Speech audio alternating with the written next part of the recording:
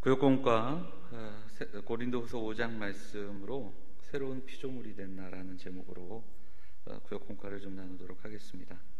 10월에는 고린도후서를 묵상하고 있는 중인데요. 그래서 잠깐 오늘 본문 들어가기 전에 고린도후서에 대한 소개를 먼저 잠깐 하고 그리고 본문 말씀을 우리가 묵상하도록 하겠습니다. 고린도 전서와 후서는 고린도 교회를 향해 보낸 바울의 편지입니다. 고린도 교회는 바울의 2차 선교 여행 때 개척한 교회이고요. 아굴라와 브리스길라와 함께 했고요. 지금 표를 보시면 AD 61년, 51년인가요? 예, 이때 고린도 교회를 세웁니다. 그리고 나서 이제 고린도 전서를 쓴 기록이 있고요. 그리고 또 어느 정도 시간이 지나서 고린도 후서를 씁니다. 고린도는 현재로 치자면 그리스에 있는, 그래서 우리가 잘 아는 아테네에서 한 2시간가량 떨어진 도시입니다. 그리스 문화를 갖고 있고요. 로마에 의해서 새롭게 건설된 도시였고요. 로마와 아시아를 잇는 무역항이 되어서 이동 경로의 아주 중심에 있었던 도시고 유명했던 우상의 도시입니다. 또 고린도 전서를 보면 고린도 교회에는 풍부한 은사가 있었고 또 은혜를 사모했던 공동체이기도 합니다. 하지만 또 많은 이주민들이 자유민이 되어서 후견인을 통해서 자신의 신분을 상승시키려고 노력했고 로마의 문화와 또 헬라의 문화가 혼잡해져 있는 그런 상황들이 고린도 전서를 읽어보다 보면 아주 자세하게 반영되어서 나타납니다. 바울이 고린도 교회를 향해 보낸 편지는 이렇게 3편의 편지 그리고 2번의 방문 이렇게 살펴볼 수 있습니다. 고린도 전서를 먼저 써서 이제 보낸 후에 여러 가지 문제들을 듣고 이제 고린도 전서를 썼는데 변화되지 않는 그들에게 2번째 방문을 해서 또 그런 가운데 서로 상처를 입게 되고 그리고 돌아와서 3번의 편지를 더 썼다 이렇게도 살펴볼 수 있습니다.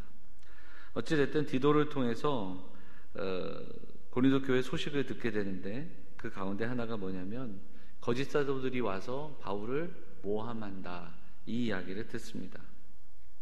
그래서 바울은 고린도에 다시 편지를 써서 올바르게 복음으로 사도를 분별하고 그리고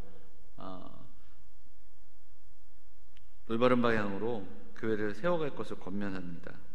그리고 연보가 중단되지 않도록 격려하고 거짓 교사를 분별할 것을 또 권면하는 내용이 고린도 후서의 내용인 것을 보게 됩니다. 예, 다음 페이지 한번 볼까요?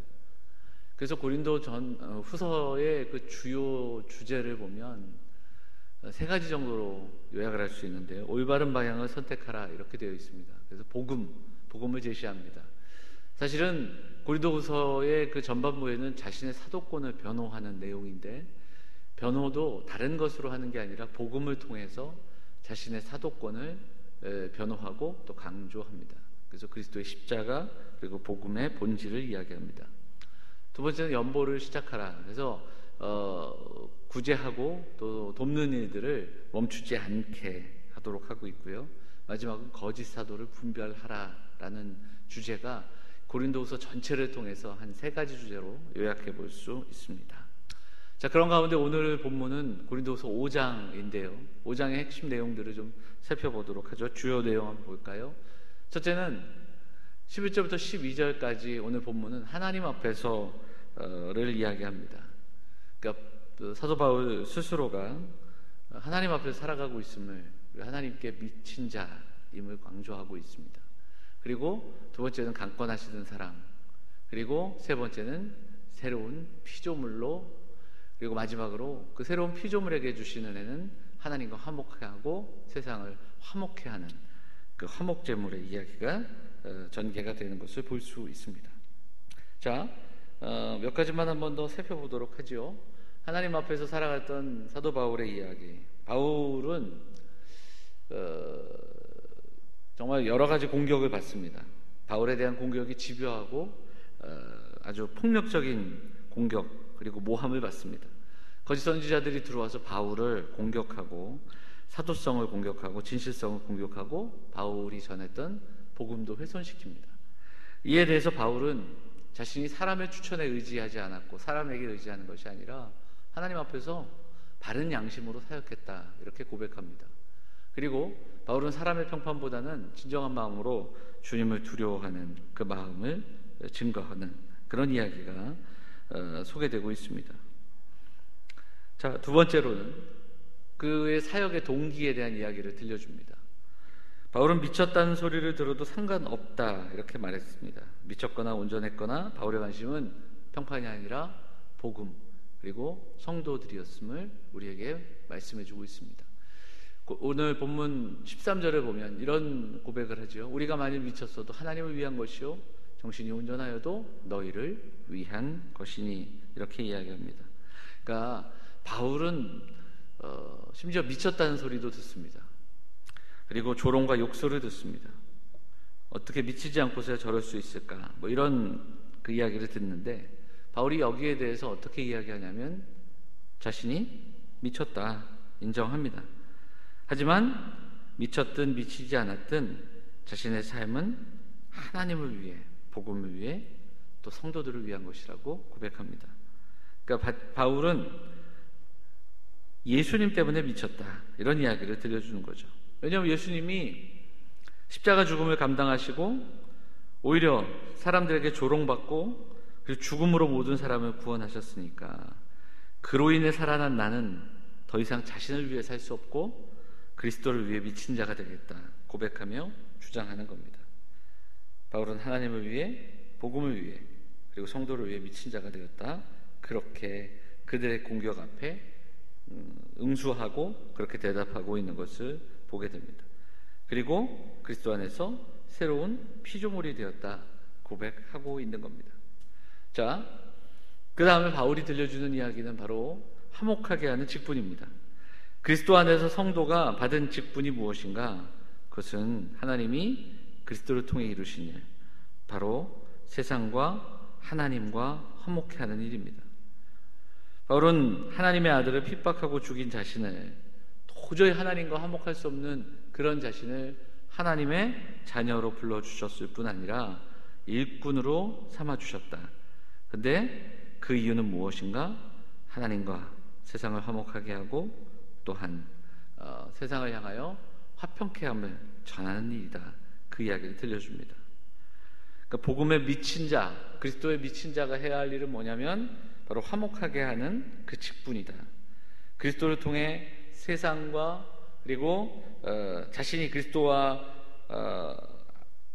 화목하게 된 것처럼 복음을 맡았다면 그 복음에 비친 자들은 누구나 하나님과 세상 그리고 하나님과 이웃이 화목해 하는 직분을, 그 하나님의 의를 감당해야 한다, 그렇게 말하고 있는 겁니다.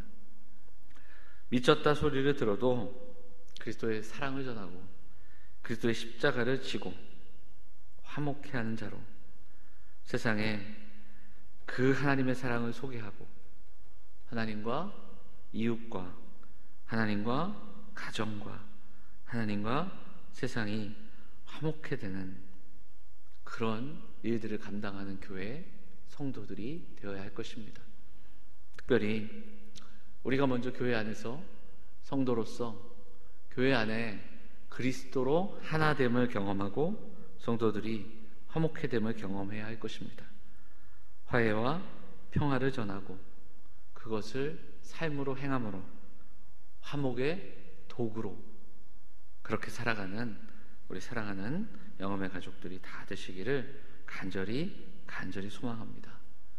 오늘 고린도서 5장 11절부터 21절까지 말씀을 통해 새로운 피조물, 바로 그리스도 안에서 화목해 된 우리의 삶에 주신 목적과 사명을 깨달아 화해와 평화를 전하고 화목의 도구로 살아가는 우리 모두가 되시기를, 우리 영험의 성도들이 되시기를 주의 이름으로 축원을 드립니다.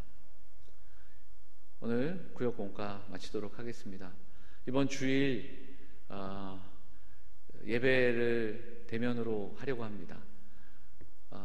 50명 제한인데요. 지금 2부 예배에 인원이 좀 많이 모여 있긴 한데요. 혹시 시간이 되시면 3부 예배로 참석을 해주시면 참 좋겠다 하는 마음도 좀 전하고요. 우리가 이번 주일날 좀 대면하여 오랜만에 정말 하나님 앞에 한 마음으로 예배할 수 있는 그런 시간들 되기를 기대합니다. 기도하며 함께 준비하는 그런 주말이 되시기를 바랍니다. 주일에 뵙겠습니다. 감사합니다.